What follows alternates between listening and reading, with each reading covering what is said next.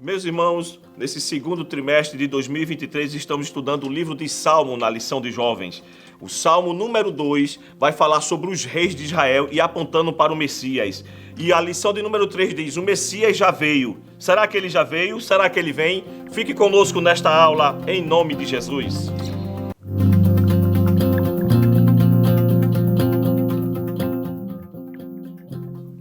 Queremos saudar a todos com a paz do Senhor. Sejam bem-vindos a mais uma EBD Online. Nesta feita, queremos agradecer ao nosso pastor presidente, Roberto José dos Santos Lucena, como também ao nosso superintendente das Escolas Bíblicas Dominical em todo o estado de Pernambuco, nosso pastor Renato Torrimu.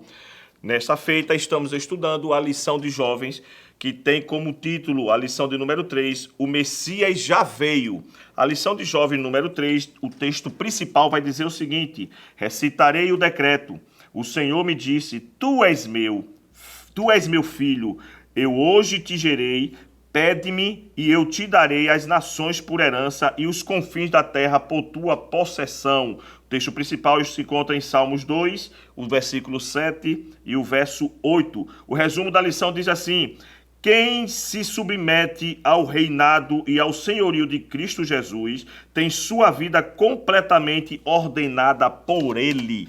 A leitura bíblica se encontra no Salmo 2, do verso 1 ao verso 9. Mas você pode ler o Salmo todo porque o Salmo 2 ele vai até o verso 12. E no primeiro tópico a gente vai falar que esse Salmo ele é dividido em 4 partes de 3 versículos. Então você, professor, na sua sala, leia o Salmo 2 todo. É só 12 versos para você ler, tá certo? Primeiro tópico da lição vai dizer o seguinte para nós, a rebelião contra o ungido de Deus. Primeiro subtópico, a importância do Salmo. Nós sabemos que o Salmo 2 é um salmo de categoria dos salmos régios e messiânico. O que é um salmo messiânico? Às vezes tem muito jovem que não sabe quando a gente fala de messiânico. Todo aquilo que vem, seja profeta, livro profético, seja livro histórico, seja salmo, que usa a expressão messiânico, é porque ele vem relatando sobre o Messias, sobre a vinda do Messias, apontando ao Cristo que viria e já veio. Então, quando se fala de salmo messiânico aqui no o Salmo 2, ele vai relatar sobre os reis de Israel, vai estar falando sobre os reis de Israel, talvez o rei Davi ou outro reino, mas ao mesmo tempo ele faz alusão ao Messias que virá, que terá um reino eterno. Eu separei aqui e coloquei, este salmo se refere a Davi ou a algum rei de Israel, mas aponta para o reinado de Cristo, por isso o salmo messiânico. A expressão, este é meu filho amado, no verso 7, que diz assim, recitarei decreto, o Senhor me disse, tu és meu filho, eu te gerei. No próprio Salmo 2, do verso 7, ele vai dar a ideia de que Cristo viria e este seria o próprio Filho de Deus. Filho amado, no verso 7, no Salmo 2, é a mesma ocorrida no batismo de Cristo em Mateus 3,17. Quando Jesus aparece ali no mar da Galileia e João Batista está batizando e depois que ocorre o batismo, uma voz do céu brada e diz, este é meu filho a quem eu tenho prazer. É a mesma expressão aqui do Salmo 7, do verso 7 do Salmo 2. É por isso que temos a entender que o Salmo 2 apontava para o Messias, era um salmo messiânico.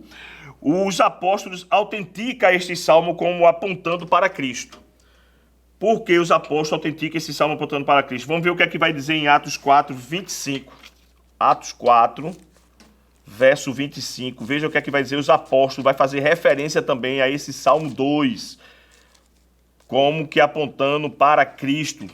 Atos, verso 4. Capítulo 4, verso 25, diz assim a palavra do Senhor.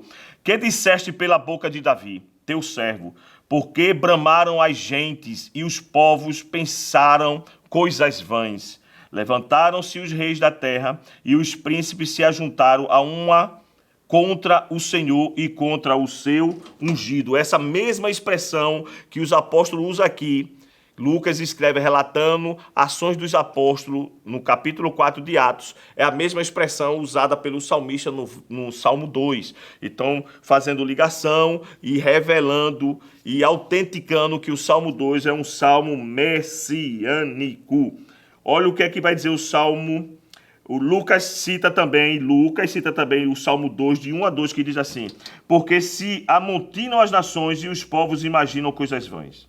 Os reis da terra se levantam e os príncipes juntos se macunam contra o Senhor e contra o ungido, dizendo... Aí vai o verso 1 e o verso 2 do Salmo, que é justamente o que a gente leu aqui em Atos capítulo 4, verso 25 e verso 26. Os apóstolos fazendo menção do Salmo 2, revelando que esse salmo é um salmo messiânico. É por isso que a gente está falando aqui a importância do Salmo 2, tá certo? Estamos até aqui falando a importância do Salmo 2. Subtópico 2, a rebelião das nações. O salmo está estruturado em 4 blocos. Eu comecei aqui na chamada falando sobre esses 4 blocos. Está estruturado em 4 blocos de 3 versículos, de 1 a 3, do 4 ao 6, do 7 ao 9 e do 10 ao 12.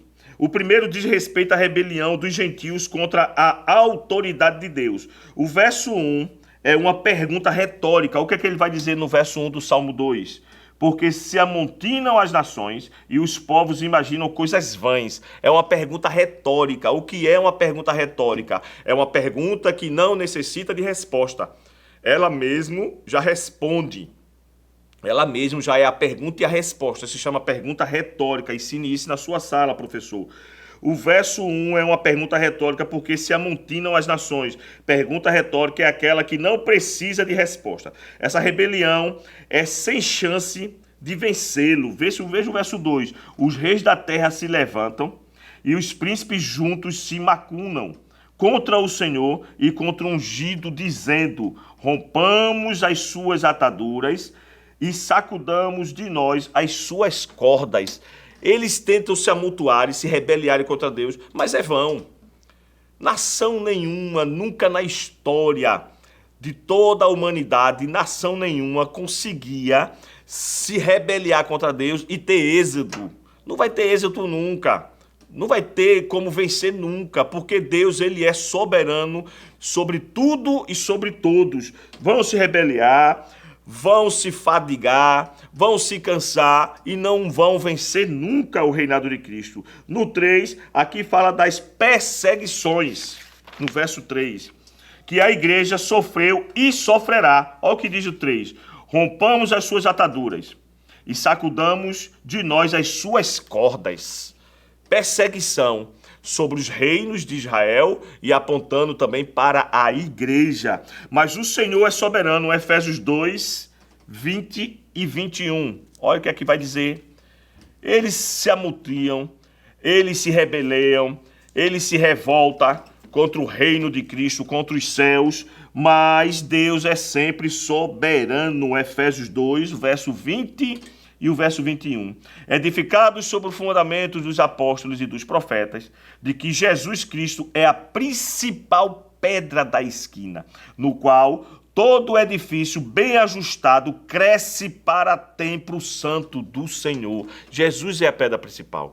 E contra essa pedra não tem rebelião que o possa vencer. Não existe reino na terra que o possam vencer. Vão até tentar, mas não conseguirão. Olha o que diz também Romanos 1, verso 18. Romanos 1, 18. Vai deixar mais explícito isso que eu estou lhe dizendo, que eles vão se rebeliar, mas que Deus é soberano sobre tudo e sobre todos. Romanos capítulo 1, verso 18. Diz assim a palavra do Senhor. Aqui. 1,18 de Romanos. Vai dizer assim: porque do céu se manifesta a ira de Deus sobre toda a impiedade e injustiça dos homens que detêm a verdade em justiça. Do céu se manifestará a ira de Deus sobre esses rebeldes que detêm a verdade, que detêm a justiça de Deus e ficam praticando injustiça. Já está escrito: não adianta se rebeliar contra o nosso Deus. Vai se rebeliar, mas vai ser em vão, porque Deus é soberano e a ira dele vai se levantar sobre tudo e sobre todos que se levantarem contra ele. Olha 2 Tessalonicenses 2,8, o que é que vai dizer para nós? 2 Tessalonicenses capítulo 2 e o verso 8, você pode ler na sua sala. E então será revelado o iníquo, a quem o Senhor desfará pelo assopro da sua boca, e aniquilará pelo esplendor da sua vinda. Não adianta. Os rebeldes, eles até tentam contra o Senhor, mas Deus, ele é soberano sobre tudo e todos. O reinado de Cristo será eterno. E o Salmo 2, ao qual nós estamos estudando, aponta para isso. Na primeira lição, nós estudamos a introdução. Na segunda lição, estudamos o Salmo 1. E estamos agora estudando o Salmo 2. Fique conosco. O subtópico 3.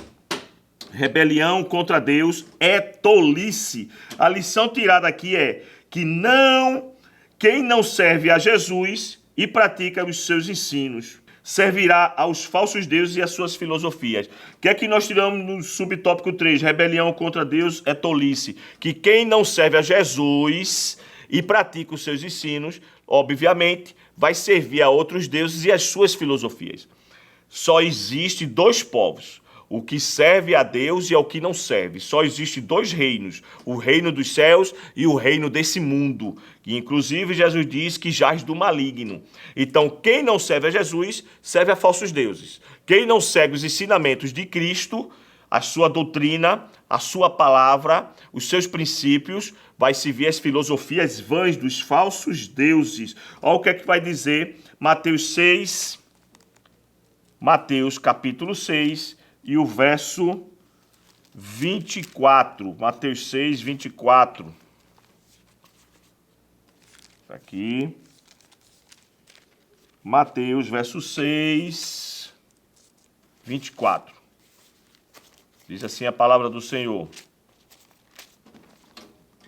6, 24. Ninguém pode servir a dois senhores, porque ou há de odiar um e amar o outro, ou se dedicará a um e desprezará o outro. Não podeis servir a Deus e a Mamon. Ou serve a Deus, ou serve ao diabo. Ou pratica os ensinamentos do reino de Deus, ou pratica os ensinamentos do reino do maligno, que é o mundo. Amém, meus queridos? Nós agora vamos para o tópico 2.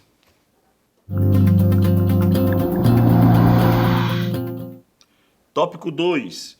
O ungido pedirá contas. Como Deus contempla a rebelião humana. Irmãos, olhem, liberdade longe de Deus é utopia.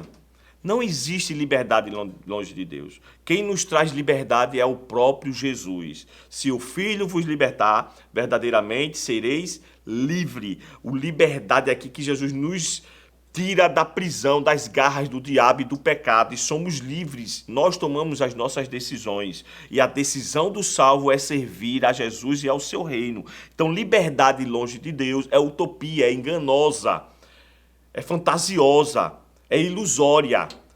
Acha-se que tem liberdade, mas é aprisionado na bebida, nas drogas, na prostituição. Há uma prisão que não consegue. A pessoa que não tem Deus, que está aprisionado nessas coisas, ela não tem domínio sobre si, pois a droga o controla, a bebida o controla, a prostituição o controla. Mas quem serve a Deus tem plena liberdade, é uma liberdade pura e verdadeira, porque somos nós que decidimos, não fazemos nada por obrigação. Então, o primeiro subtópico diz: como Deus contempla a rebelião humana. Deus simplesmente zomba deles. Veja o verso 4 do Salmo 2. Olha o que é que vai dizer. Verso 4 do Salmo 2. Como Deus zomba desse povo. Aquele que habita nos céus se rirá. O Senhor zombará deles. E zombar aqui é uma linguagem que se usa na teologia para trazer linguagem humana para a atitude de Deus. Não é que Deus zombe, não, mas aqui é para que nós entendamos como é que Deus se sente diante das tentativas da humanidade contra Deus. É como se Deus dissesse assim: não tem como, vocês não podem. É Deus zombando, rindo. O que é que irão fazer contra mim? Porque eu sou soberano. Deus permite algo acontecer na terra até um certo limite, mas todo o controle está sobre ele. Então eu coloquei aqui, ó, Deus simplesmente despreza essas pessoas. Verso de número 4. Deus olha para o homem e despreza tal atitude. Despreza o Senhor tais atitude. Pois a ira virá sobre os rebeldes. a ira virá sobre os rebeldes. Veja o verso 5 do Salmo. Então lhes falará na sua ira e no seu furor os confundirá. Deus vai dando corda à humanidade, vai deixando eles lhe fazer o que bem quiser até um certo limite. Mas depois a ira vem. É como se Deus estivesse dando tempo para que eles se arrependessem, para que eles tivessem um período de análise de si próprio, das suas atitudes, e se arrependessem e voltassem-se para o eterno. Eu botei até aqui, quando zombam de Jesus e da igreja, estão zombando de Deus, Salmo 2,6. Olha o 6 que aqui vai dizer. Quando eles zombam, o que a gente mais vê agora no meio do povo, no meio do mundo, é zombaria com Jesus. É gente fazendo show, chamando Jesus de gay. É gente indo das passarelas, das avenidas, as avenidas dos carnavais, zombando de Deus, com o diabo arrastando Jesus, Jesus pendurado e alguém zombando. Mas tudo isso é Deus dando, às vezes jovem, às vezes, meu professor, diga na sua sala, a gente se questiona por que Deus permite tais coisas. Mas é a misericórdia, é a longanimidade dele, é ele dando um tempo para que esse povo possam se arrepender e se voltar para ele. É Deus dando um tempo da misericórdia para que esse povo se convertam. Mas a ira virá, como nós lemos no verso 5 do Salmo 2, a ira virá e o juízo. Veja o que é que vai dizer o Salmo 2 e o verso 6. Eu, porém, ungi o meu rei sobre o meu santo monte em Sião. O rei já está preparado. O reinado de Cristo, aqui como diz no Salmo, foi anunciado por João Batista, pregado por Jesus, está sendo propagado pela própria igreja, o reinado eterno de Cristo. O rei já está no trono e virá e reinará sobre tudo e sobre todos. Os justos farão parte desse reino. Os injustos serão julgados e jogados no lago de fogo e do esquecimento. Aí eu coloquei, quando zombam de Jesus e da igreja, zombam também de Deus. Salmo 2,6, que nós lemos. João 10,30. Olha o que é que vai dizer João 10,30. Veja o que é que vai dizer João, capítulo 10 e o verso 30. Das pessoas que zombam. João, capítulo 10 e o verso 30. Está aqui.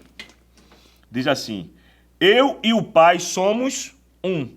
Então, quem zomba de Jesus, zomba de Deus.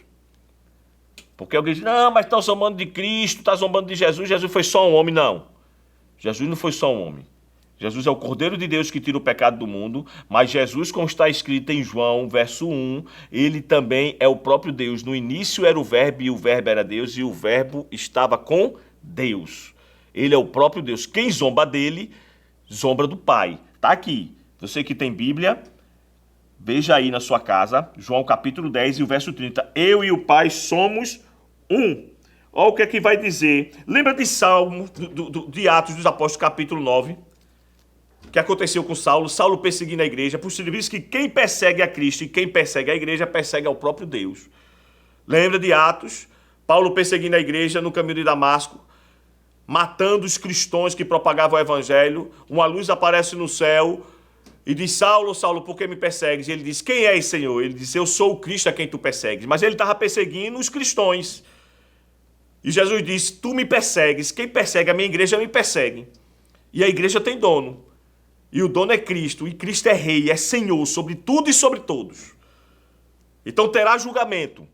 Não ficará impune aqueles que perseguem a igreja e perseguem ao nosso Senhor. Gálatas 6:8. Tudo que o homem planta, isso também ceifará. Não tem como o mundo plantar inhame e colher batata. Plantar macaxeira e colher abóbora. Não tem como. Tudo que o homem planta, isso também ceifará. De Deus não se zomba. O juízo virá. O reino será implantado. O reino será vigente nas nações. E será o reino de Cristo. Subtópico 2. O ungido do Senhor regerá o mundo todo. O verso 7 diz assim, do Salmo. Olha o que é que vai dizer o verso 7 do Salmo. Recitarei o decreto. O Senhor me disse, tu és meu filho. Eu hoje te gerei, o Salmo 7 do capítulo 2, do Salmo 2. Salmo não tem capítulo, viu, irmãos? Salmo não tem capítulo. Toda a herança é de Cristo, tudo pertence a ele. Romanos 8:36. Tudo é de Cristo. Foi gerado por Deus. É o Filho amado. Tudo pertence a ele. Romanos 8:36. Para você ler na sua sala como tudo pertence a ele. Olha o que é que vai dizer Romanos 8:36. A palavra do Senhor. Como está escrito, por amor de ti somos entregues à morte todo dia. Fomos reputados como ovelhas para o matadouro. Romanos capítulo 8, verso 36, vai dizer, como está escrito, por amor de ti somos entregues à morte todo dia. Fomos reputados como ovelhas para o matadouro. Olha o que é que vai dizer também Romanos 2, capítulo, verso 6 e 7. Romanos 2, verso 6 e o verso 7, para você entender. O qual recompensará cada um segundo as suas obras, a saber, a vida eterna aos que, com perseverança em fazer bem, procuram a glória e honram a incorrupção, mas indignação e ira aos que são contenciosos e desobedientes à verdade e obedientes à iniquidade. Ao que pratica justiça terá recompensa, cada um segundo a sua obra, e ao que contempla a iniquidade serão atribuídos a eles todo mal, primeiramente dos judeus e também dos gregos. Quando fala aqui judeus e gregos, é todos os povos. Os que contemplam a justiça serão contemplados com justiça, com glória, com herança. E os que praticam a iniquidade terá recompensa de fim de destruição. Olha o que vai dizer Romanos 1 e o verso 31 e 32. Nécios, infiéis nos contratos, sem afeição natural, irreconciliáveis, sem misericórdia, os quais, conhecendo a justiça de Deus, que são dignos de morte os que tais coisas praticam, não somente as que fazem, mas também as que consentem os que fazem. Dignos de morte, os que tais praticam a iniquidade. O ungido do Senhor receberá o mundo todo. Os que praticam justiça serão julgados com justiça. Os que praticam iniquidade serão julgados com justiça, ao qual serão condenados pelas suas próprias iniquidades. Todo mal será destruído. Verso 9. Tu os esmeguiarás, verso 9 do Salmo 2, com uma vara de ferro. Tu os despedaçarás como a um vaso de oleiro. Serão destruídos os que praticam iniquidade. O Salmo aponta para isso. O Evangelho aponta para isso, os livros históricos apontam para isso, os livros, as cartas paulinas apontam para isso. Os que praticam iniquidade serão destruídos, os que praticam a justiça serão contemplados com a glória do Rei. Subtópico 3, todos prestarão conta. Todo poder emana do Senhor. Todo poder emana do Senhor. Ninguém tem poder como o nosso Deus. Ele está no controle de tudo. Todos prestarão conta, porque Deus é Senhor de tudo e de todos. Todo o poder emana dele. Daniel capítulo 2, o verso 21 vai dizer assim: Ele muda os tempos e as horas. Ele remove os reis e estabelece os reis. Ele dá sabedoria aos sábios e ciências aos entendidos. Todos que se rebeliam contra o Senhor estão fadados ao cansaço. Romanos capítulo 6, Romanos capítulo 2, o verso 6 e 7. Romanos capítulo 2, verso 6 e 7. Olha o que é que vai dizer. O qual recompensará cada um segundo as suas obras, a saber, a vida eterna aos que, com perseverança em fazer bem, procuram glória e honra e incorrupção. Com perseverança procuram glória e honra e incorrupção, mas indignação e ira aos que são contenciosos e desobedientes à verdade e obedientes à iniquidade.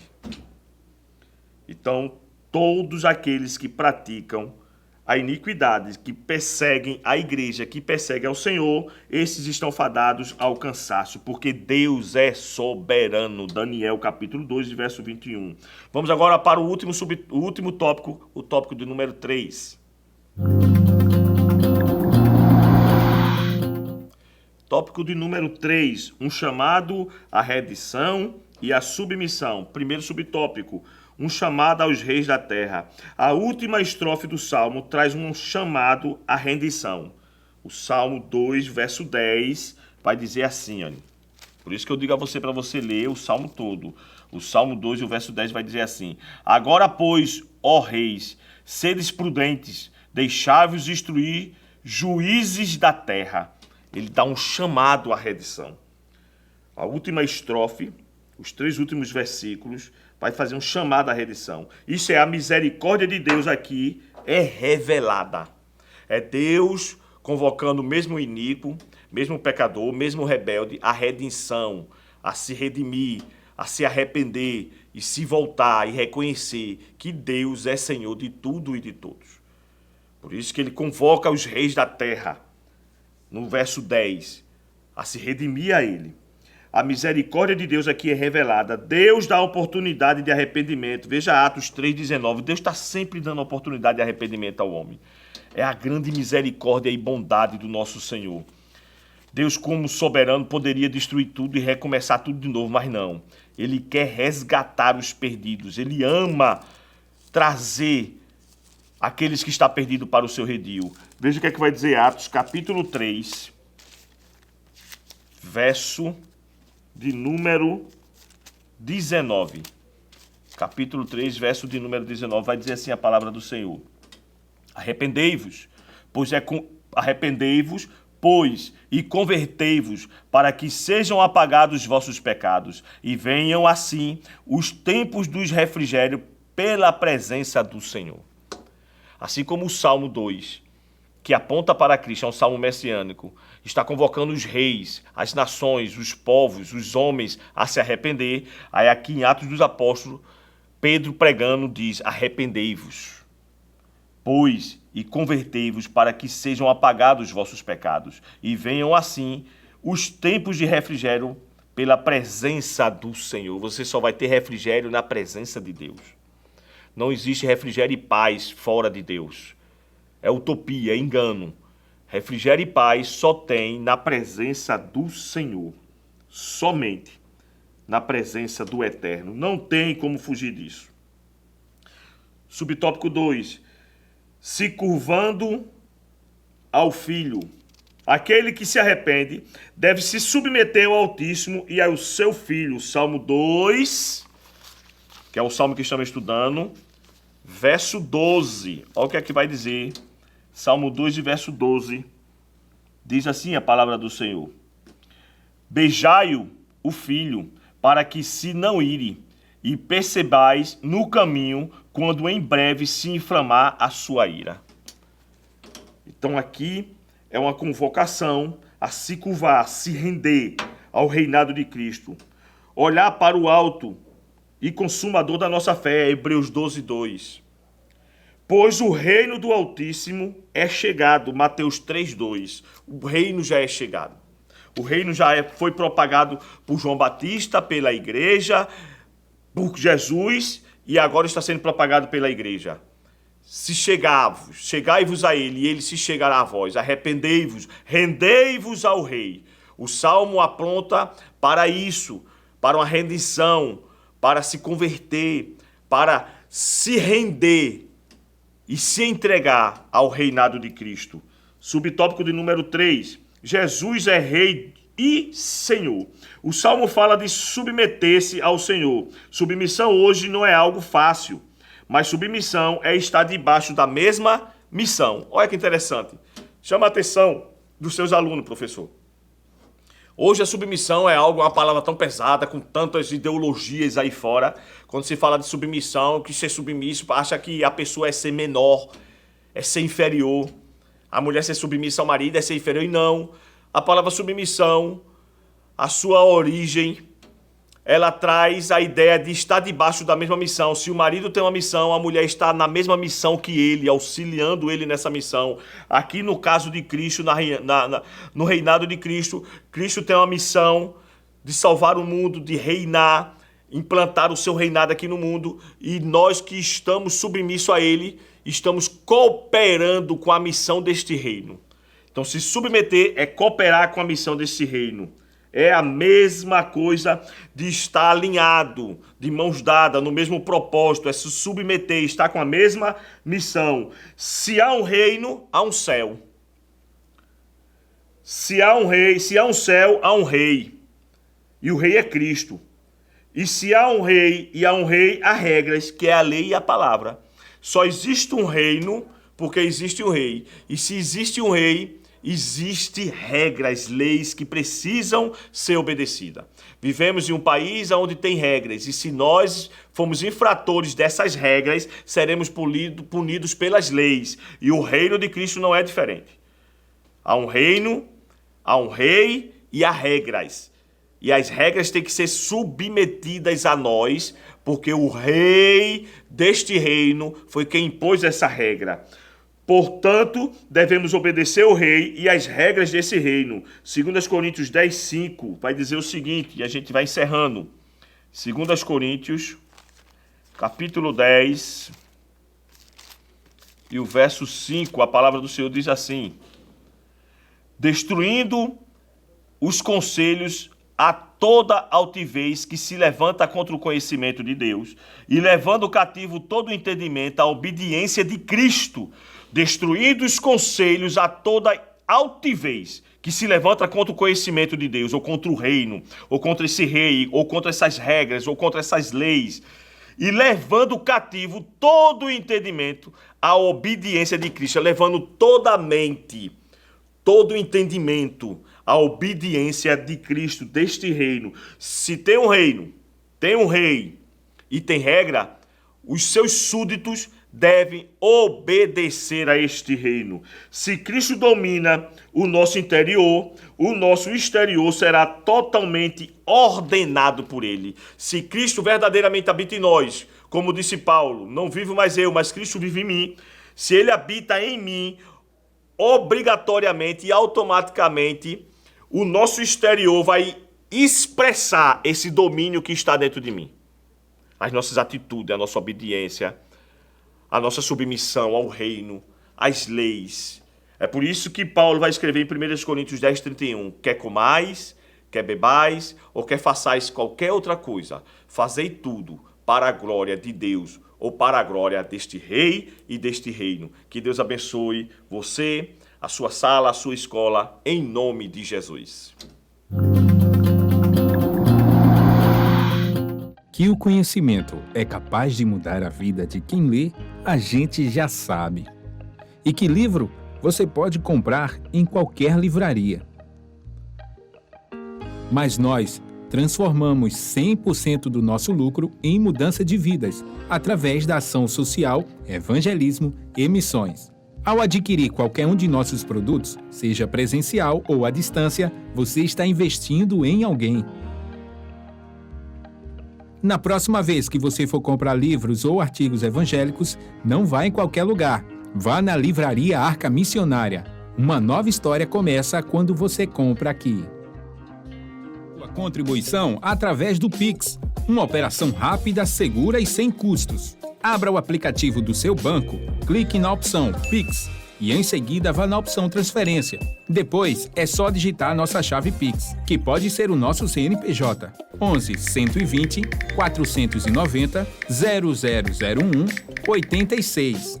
Nosso e-mail contribua@eadalp.org.br ou nosso celular 81 98883 2755. Verifique se a contribuição é para a Igreja Evangélica Assembleia de Deus em Abreu Lima, Pernambuco. Confirme a transferência e depois siga o procedimento do seu banco.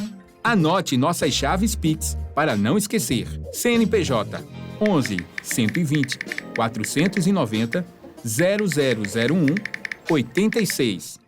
E-mail contribua@iadalp.org.br. Celular 819-8883-2755. Você está contribuindo para o crescimento da obra de Deus.